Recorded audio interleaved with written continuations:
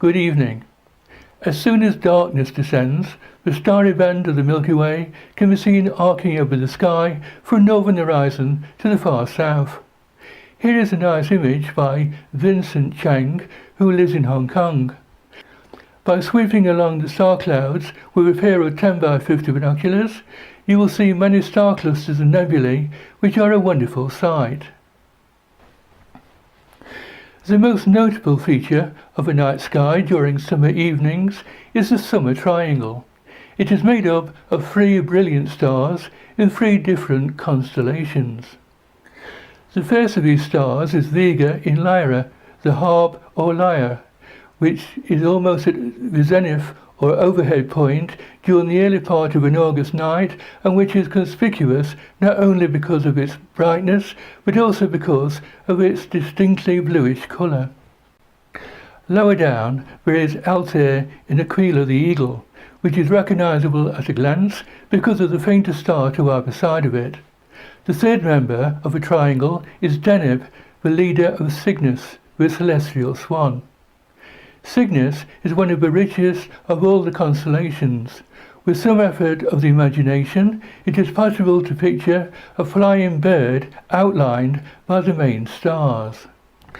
Mythologically, it is said to represent the swan into which Jupiter, king of the gods, once changed himself when upon a rather discreditable visit to the Queen of Sparta.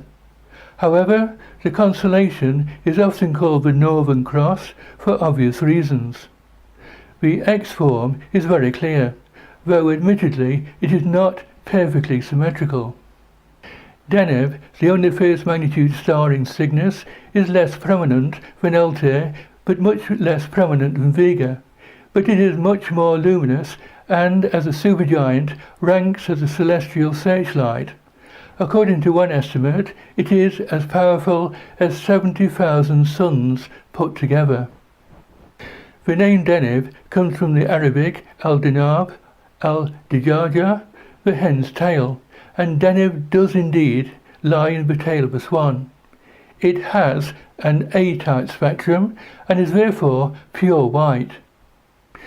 The surface temperature is almost 10,000 degrees centigrade, and the diameter may be as much as 60 times that of the Sun, which is over 40 million kilometres, though the mass is not likely to be more than 25 times that of the Sun. Remember that among the stars, the range in mass is much less than in size or luminosity, because large stars are always more rarefied than small ones. Deneb's exact distance from the Earth is still rather uncertain. The currently accepted distance is around 2,600 light-years. Because it is so luminous and energetic, Deneb is squandering its mass at a furious rate, and cannot last for long on the cosmical scale before running out of available fuel. Eventually, it will no doubt explode as a supernova, but for the moment, its light is almost steady. Not far from Deneb in the sky is a faint star known by its catalogue number 61 Cygni, since it was the 61st star in the constellation listed by the first astronomer royal, John Flamsteed, in the 17th century. It lies close to Taurus Cygni. Its position is the right ascension 21 hours 7 minutes, declination plus 38 degrees 45 minutes. It is a wide easy double. The magnitude of the two components are 5.2 and 6.0. The orbital period is 678 years. The present separation is over 30 seconds of arc, so that almost any telescope will split the pair. Both components are feeble red dwarfs, and even the brighter member has less than 1/10 the luminosity of the Sun. Again, appearances are misleading, because while Deneb is so remote and so powerful, 61 Cygni is both near and feeble. It has its place in history because it was the first star beyond the Sun to have its distance measured. The individual or proper motions of the stars are very slight.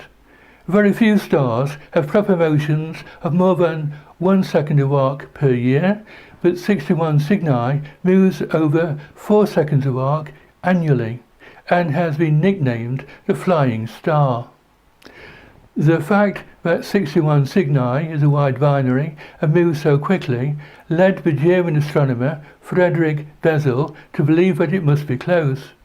He set out to measure its distance using the method of parallax in 1838.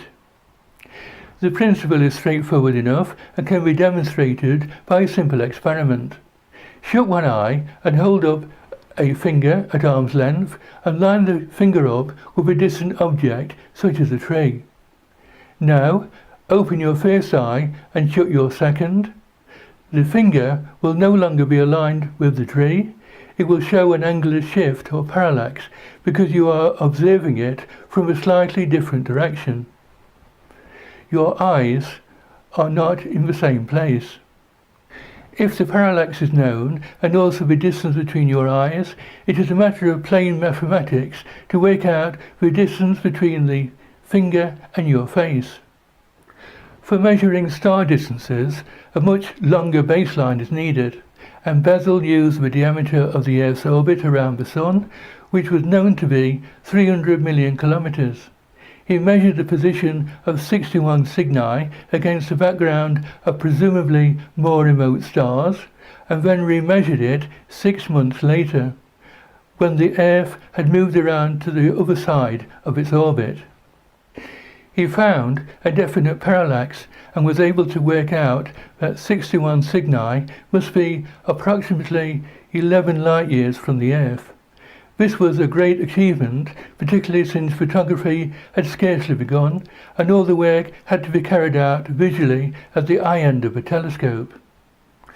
Nowadays, many stars have had their parallax shifts measured, though beyond distances of a few hundred light-years, their displacements become so small that they are swamped by inevitable errors in observation. 61 Cygni is also notable because the system may contain at least one body which is too non-massive to be a star and therefore may well be a planet. We cannot see it and we cannot detect it only by its gravitational effect upon the visible star around which it presumably moves, but we are fairly sure that it's there. Albario, or Beta Cygni, is a very different kind of double star. It is the faintest of the 5 members of a cross, shining at magnitude plus 3.3, and is further away from the centre of the pattern so that it spoils the symmetry. But when observed through any telescope or even good binoculars, it is a beautiful sight.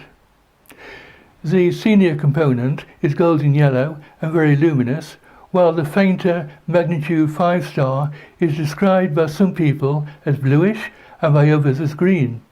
Firmly held binoculars will show both components because the separation is over 34.5 seconds of arc. The two components are genuinely associated, but they are a very long way apart, at least 5 billion kilometers, and probably much more, so that no orbital motion has been detected. The distance from us is thought to be 450 light-years.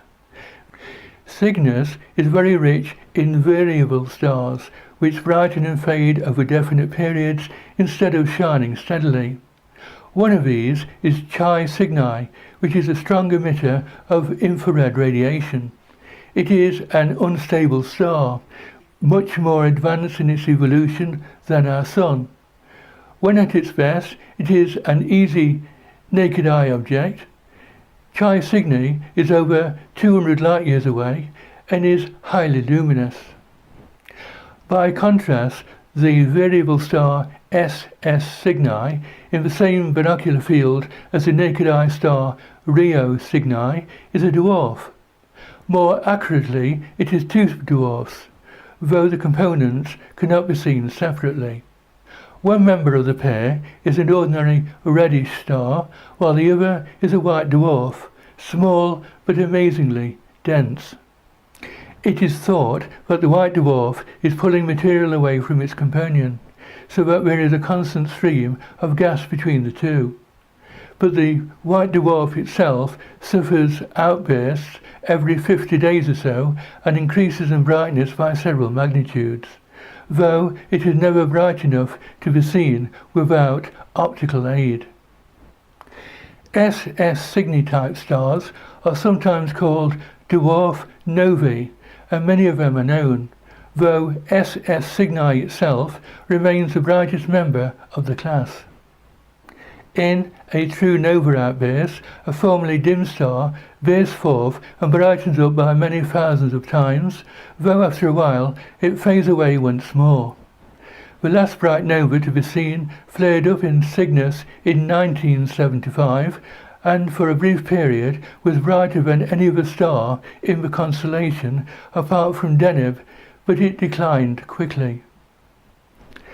Another fascinating object identified in Cygnus is known by its catalogue number of MWC 349, and superficially it looks like a faint star.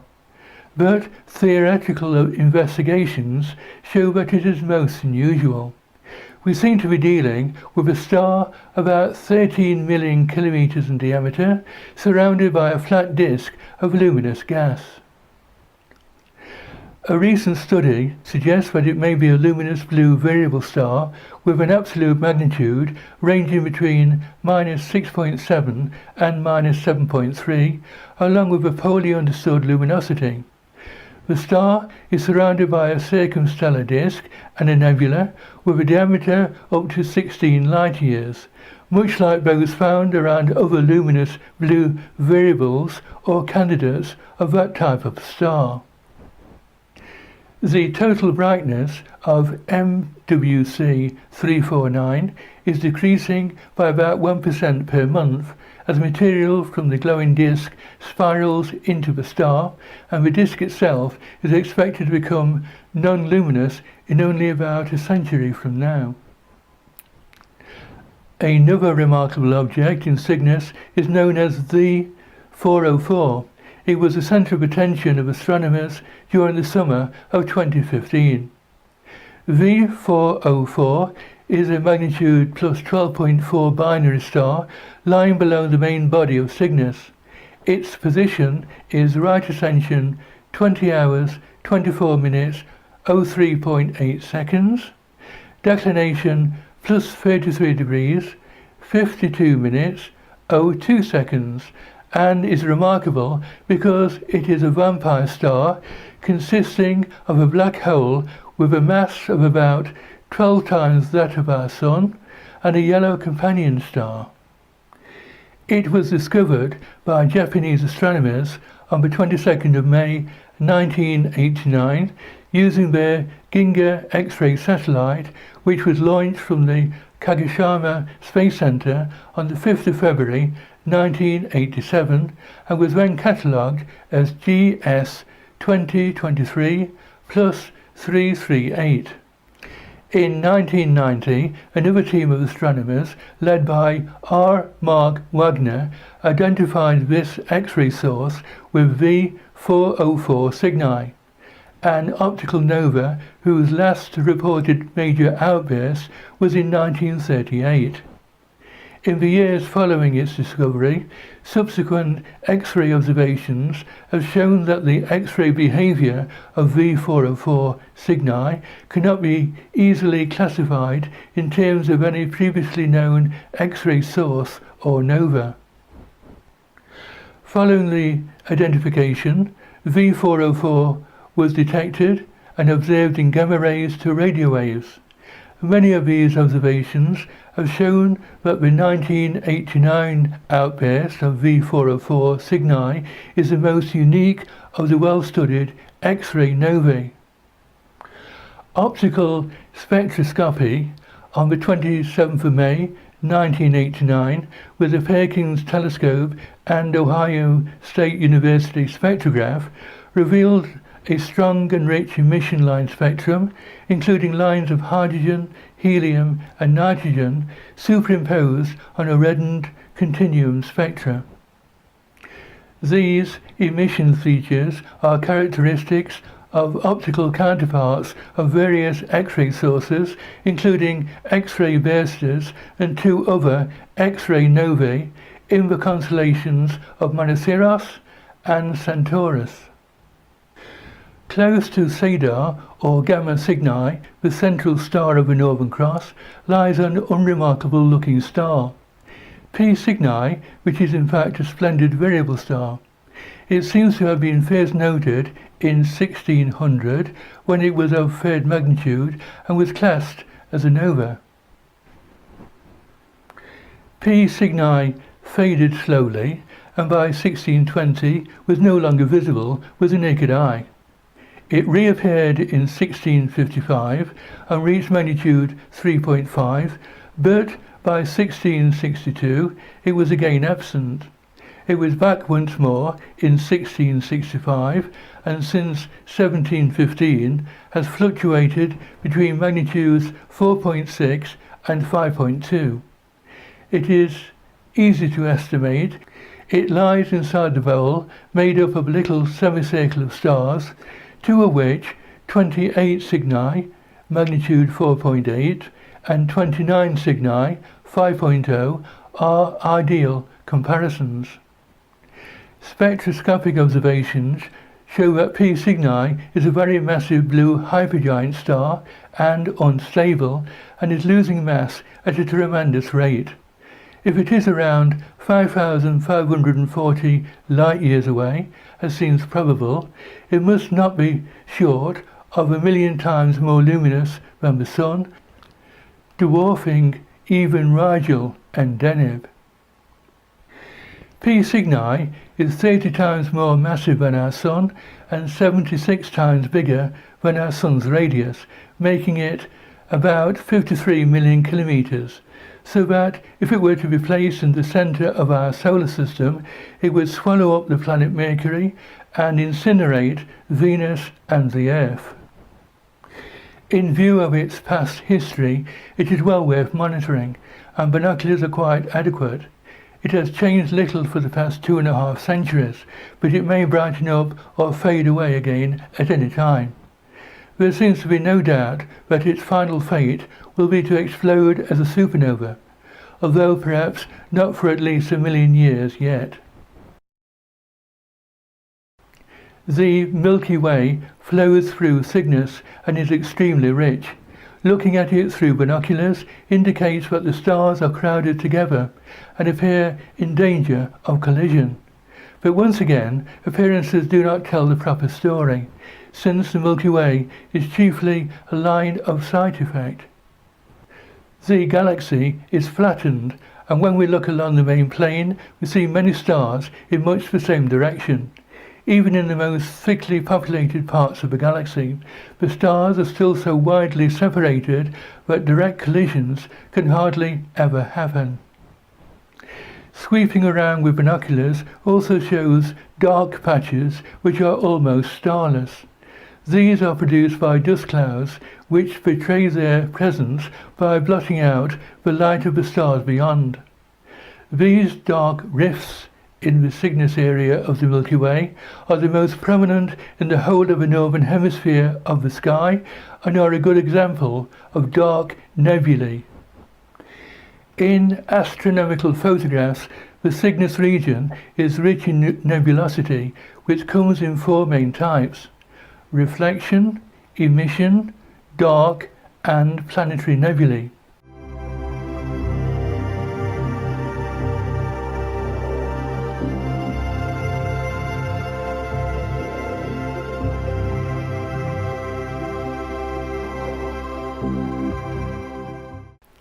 In some nebulae, the feeble dust and gas is lit up by the light of a nearby bright star.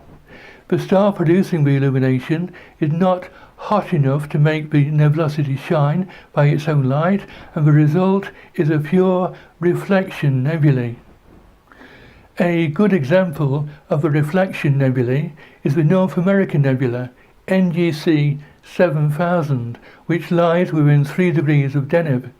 It is visible with the naked eye as a brighter part of the Milky Way, but binoculars bring out its form, and with a wide-field eyepiece on a telescope, it is a splendid sight. It is a huge cloud of dust and gas, mixed in with stars. It earns its nickname because its shape is uncannily like that of a North American continent. The distance from us is thought to be about 1,600 light-years. This is the same distance of Deneb, and in fact the nebula is no more than about 70 light-years from Deneb. This makes it very likely that Deneb is the chief source of illumination. Remember that it is exceptionally powerful, so that its influence is marked over a very wide range. Not surprisingly, the nebula is a favourite target for astrophotographers, and amateur pictures can be truly impressive. The real diameter cannot be less than 50 light-years. If a nebula is illuminated by a very hot star, it can be excited to self-luminosity and is therefore known as an emission nebula. A nebula region which is excited to luminosity in this way is called an H2 region, since hydrogen is the most abundant element in the universe. This image by Terry Hancock shows the star-forming region known as the Pelican Nebula, IC 5070, which is an H2 region associated with the North American Nebula. The gaseous contortions of this emission nebula bear a resemblance to a pelican, giving rise to its name. The pelican is often studied by astronomers because it has a particularly active mix of star formation and evolving gas clouds. The light from young energetic stars is slowly transforming cold gas to hot and causing an ionization front gradually to advance outwards.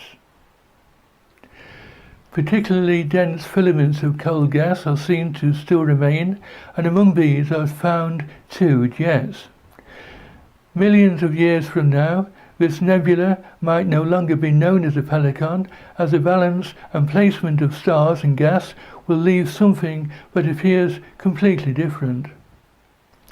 This image of NGC 6888 by Vincent Chang shows another good example, which is also known as the Crescent Nebula. This is an emission nebula in the constellation Cygnus, about 5,000 light-years away. It is formed by the fast stellar wind from the Wolf-Rayet star WR136 colliding with and energizing the slower-moving wind ejected by the star when it became a red giant around 500,000 years ago. The result of the collision is a shell and two shock waves, one moving outwards and one moving inward. The inward moving shock wave heats the stellar wind to X-ray emitting temperatures. The Crescent Nebula is rather faint, located about 2 degrees southwest of the star Cedar. The term planetary nebula is misleading, since we have nothing to do with planets and are the result of a supernova, in which a star has come to the end of its lifespan and explodes, sending a ring of dust and gas expanding outwards, rather like a smoke ring. One example is the Veil Nebula, which is a cloud of heated ionized gas and dust in the constellation Cygnus. These images of the nebula were taken by Doug German, Jeff Johnson, Terry Hancock and Tom Pickett. The Veil Nebula lies midway between the stars Epsilon and Zeta Cygni in the southern wing of the Swan. It constitutes the visible portion of the Cygnus loop, a large but relatively faint supernova remnant.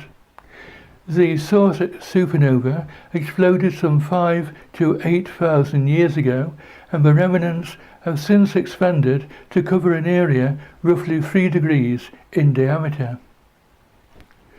Finally, look out for the open cluster Messier 39, directly in front of Deneb, which contains several stars shining at magnitude plus 5.5. It is a lovely sight in binoculars, while a low-power eyepiece brings out the detail nicely. Cygnus, then, is a constellation which is full of interest and which contains a wide variety of fascinating objects. It is so far north that it is on view from England for much of the year, while observers living in the far south, such as the Philippines or Hong Kong, can see the constellation. Anyone who owns a telescope or a pair of binoculars can have endless enjoyment by exploring the Swan in the sky. That is all we have time for this month. If you are interested in photographing the night sky, I recommend Astrophotography magazine, which is full of nice photographs and tips to get you started taking deep sky images. Please visit the website at amateurastrophotography.net. Please visit our website, Vimeo, where you can watch all of the past shows of astronomy and space. And if you like this program, please share it with your friends and members of your local astronomical society. Until we come back next month, good evening.